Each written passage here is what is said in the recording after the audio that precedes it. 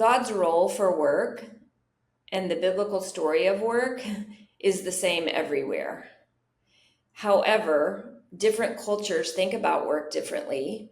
And then even within cultures, there's people who have a lot of agency in their work, and there's people who don't have any agency at all in their work.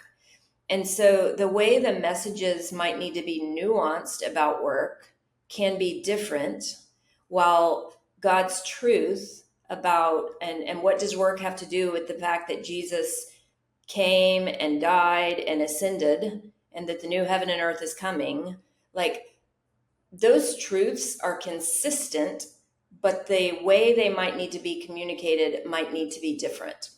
Well, hello, everyone. Welcome to another episode of Up Next. I get a chance to talk to a brilliant individual, Missy Wallace. And Missy, how are you today? Oh, so good to see you, Tommy. Thanks for having me onto your podcast video. Yes, we have not seen each other since we were together last summer in Nairobi, where you and your husband, and I know Ann was there, and you got a chance to get to know the whole team. It was great to be in Nairobi. Missy, we're going to have to bring you back, especially with you and Lauren, talk about, and we're going to talk a little bit about today, your book and even your journey as well, too. Thank you. Yeah. Missy, let me ask you a quick question. Before we dive into your book, what did you think you were going to do for a living? And how did you get to the point where you're teaching on faith and work? Because it's probably not something you ever thought you would be doing, right? Oh, goodness, Tommy, that is such a long story that I'll try to make rather concise for the sake of your audience. But so I, went to college and had no idea what I wanted to do and really didn't think that much about it. I just thought, well, economics classes go well for me, so I'll just keep taking those. And what do people who take a lot of economics classes do? Well, they often go work for banks. So I'll go work for a bank. And Or then government. what do people that work at banks do that do well? Well, they often go get their MBA. So I'll go get my MBA. And so I really was just kind of flowing through a current, and was not prayerful at all. Had no almost understanding that one could or should be prayerful about their work. And so I really spent and what do people that do well at MBA school do? They become management consultants at times. And so I became a management consultant. What do people that do well in a management consulting firm do? Well, they get transferred internationally to get more experience and be a global citizen. So I did that. And then, a consulting arm out of a multinational organization then hired me. So I really just kind of like flowed along. I didn't have any set, this is what I want to be in life. I did know I wanted to be a parent, and I do consider a parent as part of, my job. My kids are grown now. And I came to faith and work theology in and of itself very late into my career. I was, 25 years into my career before I stumbled into it. And the interesting thing is about 12 years into my career, I made a really big fork in the road change, almost knee jerk, to nonprofit. And I had taken a consulting project in a startup emerging school. And I had done that project for 6 weeks when the head of school came and asked me if I would join the team full time. I was like, oh, wow, I did not see that coming. And I said yes pretty quickly. And part of the reason I said yes was actually bad faith and work theology. I didn't realize that at the time, but the reason I said yes was I had become much closer to God. My Christian journey had grown quite a bit by then. I had 3 kids by then, and I was like, how is my work contributing to the world? And I didn't have a framework for how business was contributing to the world. And so when a school and a nonprofit said, will you join us? I was like, yes, I'm going to be doing something better for the world. And I'm so glad I said yes to that. It was a very formative part of my career. However, I said yes for the wrong reason. I had bad faith and work theology.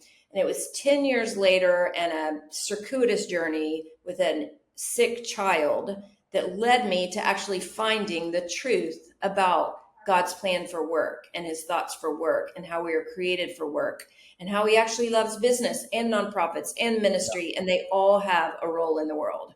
So Yeah. it's been a circuitous journey, and it was really the discovering it that made me go, oh my gosh, I did my career for 20 years without understanding this. My job is now to help other people understand it. Yeah. Now, Missy, a lot of times we have some of the Resource Global family networks who are young in their mid 20s listening to this. They said, okay, Missy, would you recommend the same thing? Do I just take the next thing that comes my way? Do I take the next job, the next MBA program? Or as you look back, would you say, man, here's what I would have done differently in the path of my career? That's a great question. And I don't know that there's a like one size fits all answer. But I will say if people in their 20s are listening to this, they are already just so much further on their spiritual journey than I was in my 20s. They are listening to a video on what does work and their faith have to do with each other, which I couldn't even conceptualize in my 20s that that was true yet. So first of all, be encouraged that you are trying to learn about these things. I would say that the intimate journey of learning to hear God's voice is how to think about what's next. And when you can't, and if you are earnestly trying to hear God's voice and you can't, then you need to just do the next right thing Yeah. because God cares. There are a couple of industries that I think are truly evil that God does not care about and does not want in this world. Pornography would be one. But there is creational goodness and kind of new heaven and earth imagination, and the brokenness of sin in every industry, in banking, in advertising, in ministry, in church work, in teaching, in all of it. And so I would encourage them to be in a deep relationship with God and a deep looking at one's own natural abilities, the gifts, the abilities, the resources, etc., that you've been gifted and how you are stewarding them as part of a larger unfolding story, not Yeah. just Yeah. Yeah. so, Oh, Missy, it was all about me. And really, I'm part of it's all about God. I'm part of his unfolding story. one of the things I realized when I graduated from business school from Washington University in St. Louis, I started working for this company called American Tower. My first job, Missy, out of there was we had just acquired 200 towers from Verizon Wireless, and they said, look, all the files are moved into this room. There's no order to any of these files. Go organize the file room. And I didn't realize, I still remember God was using those opportunities for those 9 months to prepare me organization skills. I learned to spot details. I learned to organize. Those 9 months set the foundation that to this day, I still pay attention to those. You never know what God is using those opportunities to prepare you for.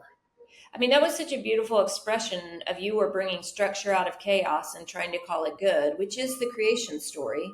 God bringing structure out of chaos and trying to call it good. He did call it good. You were just trying to call it good, obviously. But, I would not, if I had not had these 10 years in business, and particularly my time in consulting, where I saw so many different kinds of industries, and then 10 years in education, where I really learned about the learning process, I would not have been able to be um, as effective as I have been given the gift to being in the faith and work space. So it's taken this business acumen and this like multi-industry exposure and this understanding of teaching and learning that has properly prepared me to do what I'm doing now. And I Yeah. never could have written that path. If you had asked me to write 100 plans of what I might be doing when I'm in my late 50s, this is not the plan I would have written. But this is Yeah. the plan that God had for me. As a 47-year-old, when I graduated from college in 1999, I still remember that mentors would teach me that this whole idea of faith and work was putting your Bible on your desk, putting your verses, whatever on your cubicle, playing Christian music, and when the opportunity came, just share Christ, volunteer your church, and give money to your church. Missy, when did that narrative start changing? Sure. So I received a different narrative, right? So the narrative I received was just go out and love everyone, do well, just go out and just everyone should be loved, you know? So I think the narratives were by denomination of sorts. Hmm. And, I think back to the really, really, really early church, and it was a much more holistic narrative, and you think even back to Jesus's teaching, he taught through the use of work. Work is mentioned in a large majority of his parables, and work is the main point of over half of his parables. So, from the very first, expressions of Christianity, work mattered and was being part of the teaching. So, I don't know when it changed. I know that the description that you just described, that's a description that very much focuses and indexes on personal brokenness. So it's really Mm-hmm. focused on ethics and evangelism, kind of the that we be holy and that we, spread the word. And really possibly at the expense of looking at system brokenness. Yeah. Well, is evangelizing really helpful if you're ignoring the fact that the system you work in is oppressing them? I'm not sure. That's a great witness. And so I think what's really changed is acknowledging that both personal brokenness and system brokenness exist. And that's how we kind of in our workplaces lean into a more full expression of the gospel. And that's a big framework in the book. Yeah, yeah, yeah. And a lot of times, even for me, especially in the early days of building cell towers, okay, good Lord, you have placed me in this industry for a reason to redeem this industry and to work in the area of telecommunications, which was just emerging as an industry. Why did you call me? How do I think through these things? And how do I continue to use this vocation to serve you? Yeah, that's great.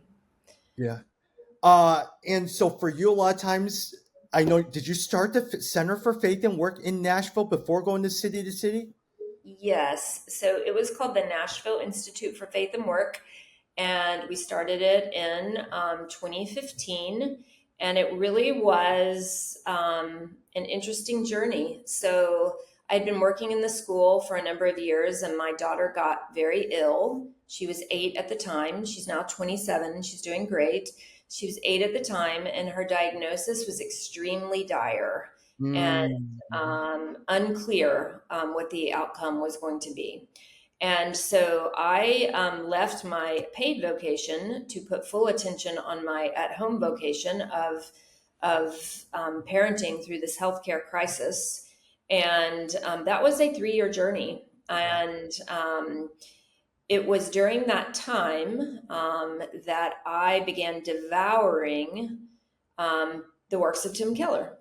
And I began understanding that there was a level of surrender that I had not yet encountered or understood yet in my faith. And so it was a Lord of life level of surrender, Lord of all level of surrender, not a Jesus as self-help tool, but I'm doing pretty well on my own. Thank you very much. I'll call on you when things aren't going Mm, well. And so this more level, this higher level of surrender yeah. and devouring all this Tim Keller work actually led me to going to divinity school at night. I went back to this. I went back to my school job for another 6 years or so, and I started going to seminary at night. And I only went to 2 semesters. I did not finish. And in my first class, I encountered. It was called missional strategies, actually.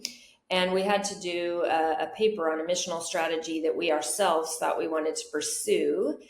And in my research in that, I uncovered faith and work theology Yeah. and went on a crazy deep dive on faith and work theology and read everything I could get my hands on. And that is when I had the kind of lightning bolt. I remember it pretty clearly. It was at like before sunrise one morning. I was up working on my paper, and I was like, oh my goodness, I have missed faith and work theology for my entire career. What God is asking me to do next is, um, you know, help spread the word about faith and work theology in the place where I live. And so in 2015, the Nashville Institute for Faith and Work was born. And that's begun, kind of what now has been the next 10 years of my life. The people at City to City, particularly David Kim, Lauren Gill, Amy Lee Watkins, and Catherine Alsdorf, helped me set up the Nashville Institute for Faith and Work in terms of training me theologically. And so then I think it was about 5 years after starting it, City to City asked if I would come there and oversee kind of an arm of City to City that was helping churches and city systems around the world um, kind of grow faith and work in their ecosystems and in their environments. Yeah, yeah, yeah. Side note, Missy, a lot of times is I actually did seminary at night, and I ended up doing 3 classes at night. Wow. Side note, how did you balance it? Because I had a hard time balancing. I literally had work until 5 o'clock, then drove to class at 6 o'clock, then sat in class from 6 to 9, and then studied from 10 to 3. I was dying. I was just dying during those 3 years. Yes, I did not finish. So I didn't finish for two reasons. One, I had three children and a full time job and was doing this. And two, I was on fire that I needed to bring faith and work to Nashville and that I actually didn't need this degree to do that. And Yeah. so I stopped the degree to start the Nashville Institute for Faith and Work. Yeah, yeah, yeah. Do you feel like the topic of faith and work has it? I know it's really expanded over the late years and over the decade now. And other stuff is, are churches picking it up, or is this still a new thing for churches and something that they're still struggling with, especially with maybe some pastors who may not have worked before or understand how the corporate world works? Mhm. You know what I feel like has kind of been an aha? Well, let me back up. The answer to that is I don't have the exact data for how many churches have started to implement this, but having worked with churches in this over the last kind of 5 years specifically and 10 years peripherally, I see a lot of interest in learning more, but I don't see tons of activity yet at the church level. A lot of Hmm. the activity has been coming from the parachurch level, or if it's at the church level, it's maybe a series or something A like sermon that. series. Yeah, But yeah, yeah. it's not like embedded into the DNA of very many churches yet. There are some, there are definitely some exemplars. But what I've noticed, and especially, when I was working from the City to City context, we were working with church plants. We were working with the systems that are catalyzing church planting networks. And you know what? You know who's really overwhelmed in life? A lot of church planters. And so to go to a church planter and say, hey, implement faith and work, they're just, a lot of church planters are like, one more thing. And I think large church pastors feel the same way. One more thing. And medium church pastors feel the same way. One more thing. And so what we realized in talking to several pastors over the years was, wow, they are very burdened, and this feels like one more thing. But there's a disconnect here because this feels like such a critical thing. And Hmm. suddenly, in some conversations, something shifted. And we realized that a lot of people were thinking of faith and work as like a program, or they were thinking of faith and work as, okay, a theology, and now I need to figure out what to do with it. But really, something in the book that I think is a slight paradigm shift is we reframed faith and work as a context of the people you're serving. And Hmm. so we have found, most every pastor I've ever met with attempts to contextualize the gospel for the people they're serving. And so when we have helped pastors articulate the people you are serving mostly do work all day. There's some exceptions, but even retirees are often volunteering. Parents who are working inside the home, they're doing their own type of work, unloading Hmm. dishwashers, things like that. So work is a majority of the waking hours for most people. And so, hey, pastors, if the context of your people is work, how does the gospel message talk about their work? And how do you see their struggles and their joys at work as an on ramp to that heart change you're seeking? And how do you see the time that they are spending at work as a place where they can go out and be serving and loving their neighbor in new ways all day, every day. So helping the pastors reframe faith and work not as, oh, it's one more thing I have to get to while I'm building prayer into my people's DNA and while I'm trying to fill the pews and while we're short on money and on and on. It's like, no, no, no. Like, this actually might solve all those problems by you Mm-hmm. seeing it just as a context of the way you're sharing the gospel with your people, the way you're calling them towards a deeper relationship with Christ. Yeah, yeah, yeah. And Missy, I think a lot of times you've communicated. You were just over in Argentina. You're working on Europe. You've done stuff in Africa with us, and you've probably done so many different things in Asia and different. Has that context of faith and work looked differently? Your approach looked differently in each different places that you've been to, or they're pretty similar in your opinion? Oh, that's such a nuanced question. So, God's role for work and the biblical story of work is the same everywhere. However, different cultures think about work differently. And then, even within cultures, there's people who have a lot of agency in their work, and there's people who don't have any agency at all in their work. And so, the way the messages might need to be nuanced about work can be different, while God's truth about and what does work have to do with the fact that Jesus came and died and ascended and that the new heaven and earth is coming, like, those truths are consistent, but the way they might need to be communicated might need to be different. Mm-hmm. And in even within a cultural context, so let's take the context of Argentina. So maybe there's some things that need to be communicated differently in Argentina than they would in the United States. And then both in the United States and Argentina, the way things might need to be communicated to people that have a lot of agency and choice in work, and really work ends up being like a lot of their self-actualization, is a very different message than someone who has no choice at work. It's pure survival. They have very little agency, very little educational opportunity that gives them a lot of opportunities.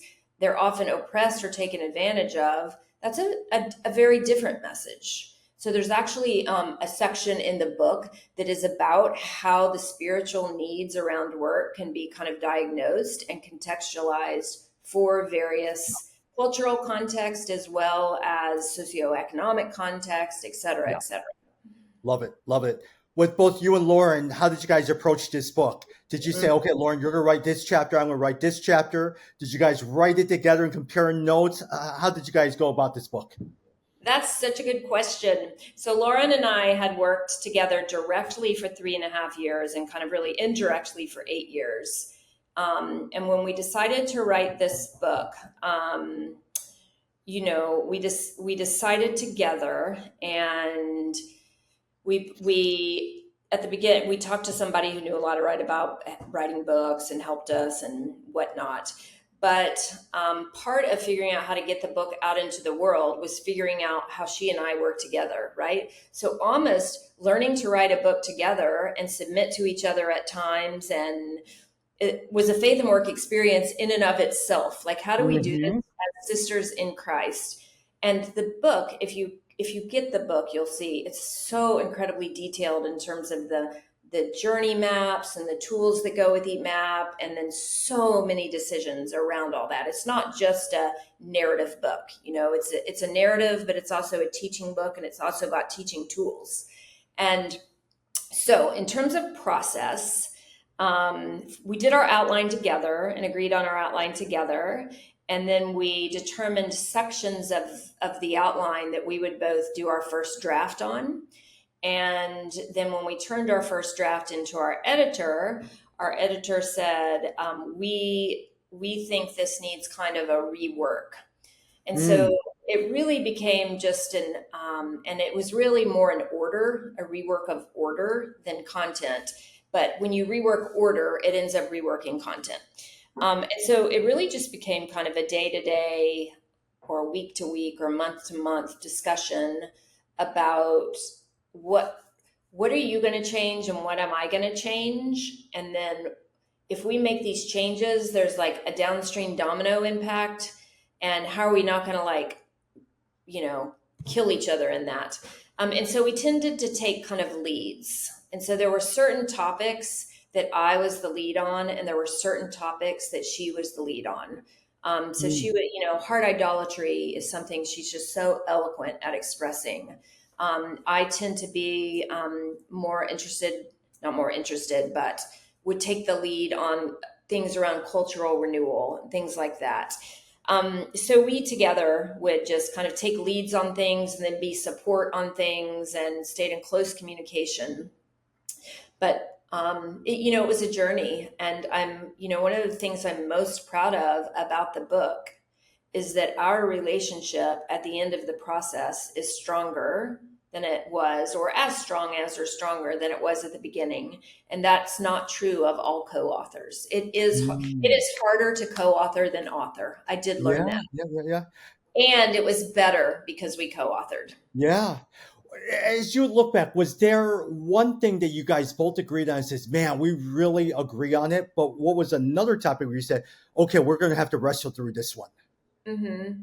So we really agreed on the key tenets of the book. We've really agreed on work as a context as like an on ramp for heart change and an off ramp for community change. We really agreed on kind of that the journey maps were a tool that did not exist anywhere in the world that we knew of yet, and that this would be super helpful to churches trying to implement it.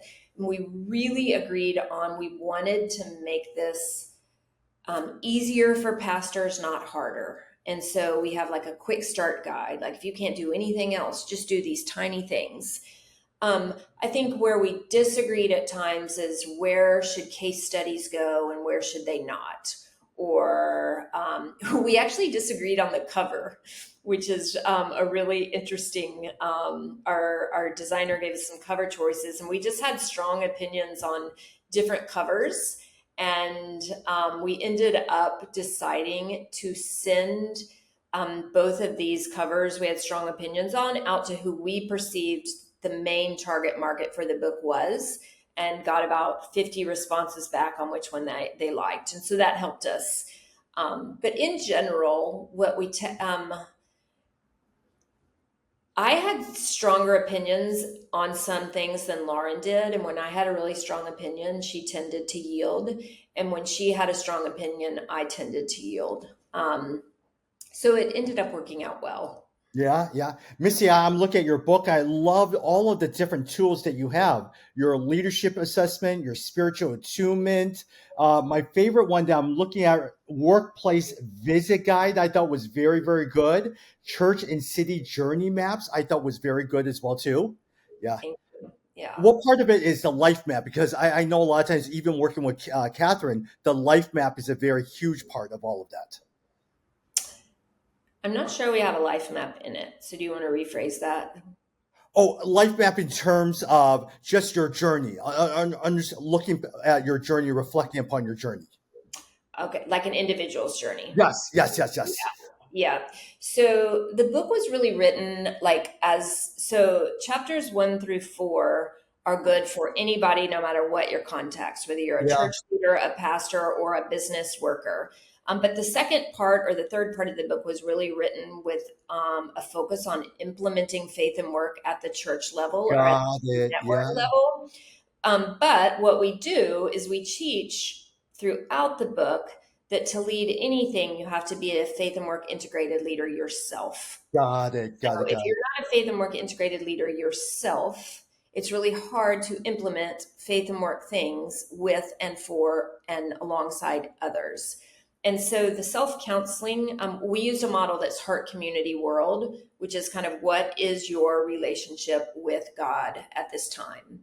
And so the heart is really about your heart level connection with God. How are you hearing from God regularly? How are you attuning to his plans for you? How are you understanding your own brokenness at work?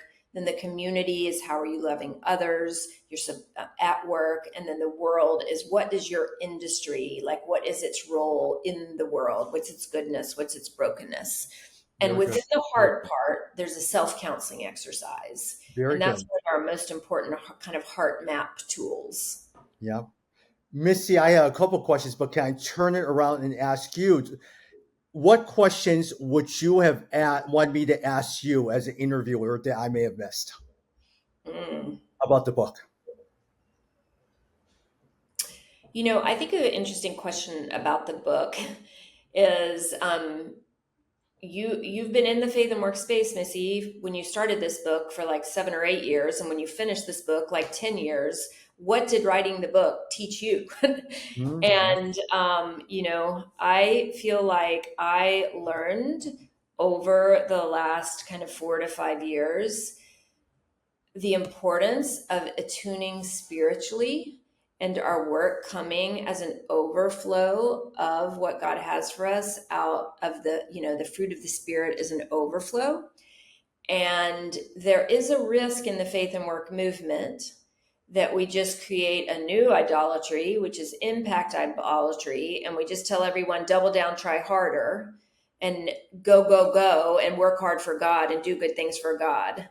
And if we do that instead of, hey, this heart level, vertical relationship with God is at the core of this. This is God's unfolding story.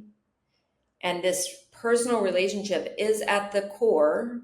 If we don't emphasize that enough, then I think it's almost bordering on like spiritual malpractice to just go tell people to work for God harder and faster in their own strength.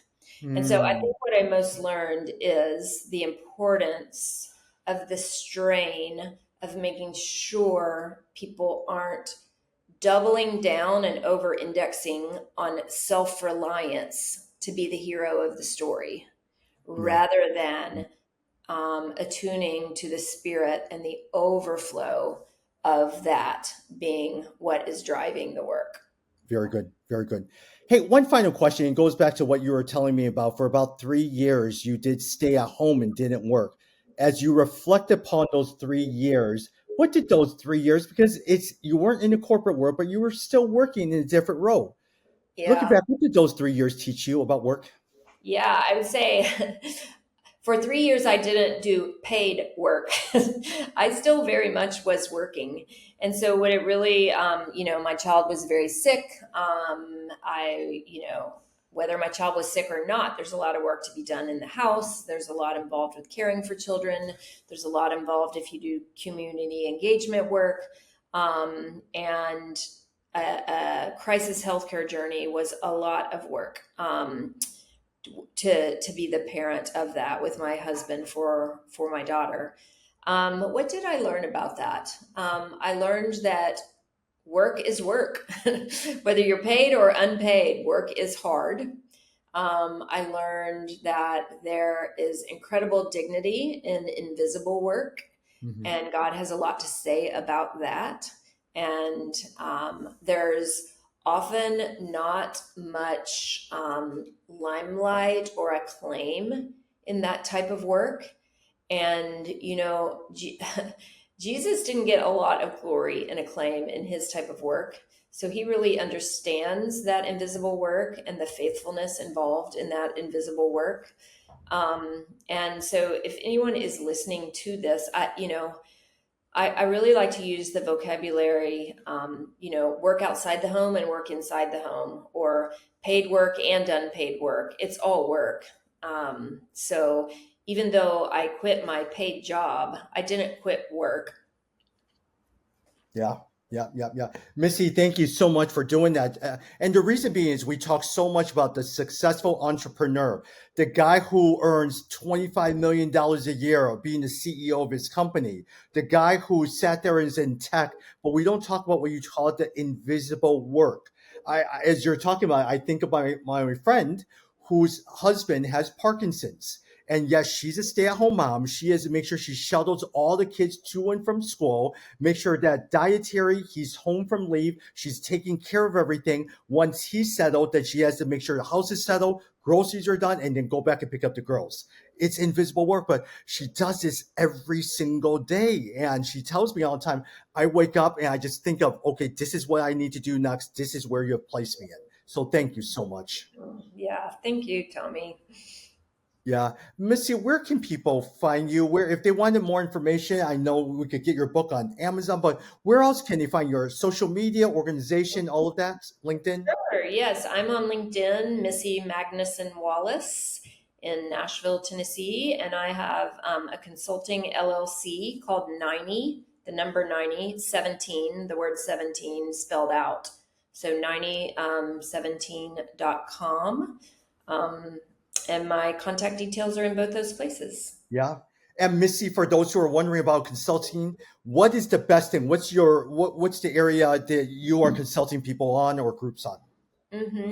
I'm helping teams and individuals on strategic issues as well as facilitation, mostly around faith and work integration at organizational levels, sometimes individual levels. And I have a particular passion around spiritual attunement being part of the individual or the group organizational journey. Okay. Thank you so much, Missy, for jumping on today. Yeah, great to talk to you. Thank you, Tommy. Bye bye. Bye.